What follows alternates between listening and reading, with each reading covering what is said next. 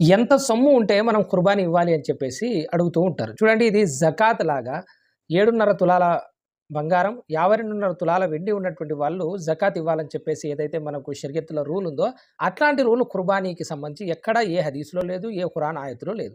కొంతమంది అంటే ఫికా హనఫీలో దాని బేస్ మీద చెప్పేటువంటి ప్రయత్నం చేస్తూ ఉంటారు.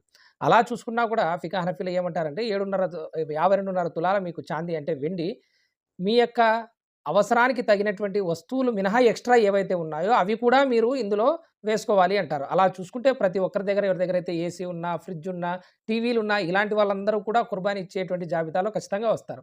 కానీ ఇలాంటి రూల్ ఎక్కడా కూడా మనకు లేదు. కుర్బానీ ఎవరివ్వాలంటే కుర్బానీ ఇచ్చేటువంటి స్థోమత ఎవరికైతే ఉందో అంటే ఆ పండుగ రోజుల్లో కుర్బానీ చెల్లించడానికి ఎవరైతే ఒక జంతువును కొని లేదా ఒక పెద్ద జంతువులో భాగంకి వెళ్ళేటువంటి డబ్బులు వారి దగ్గర ఉన్నాయో వారందరూ కూడా కుర్బానీ ఇచ్చేటువంటి ప్రయత్నం చేయాలి. అంతే తప్ప మనం వీటిలో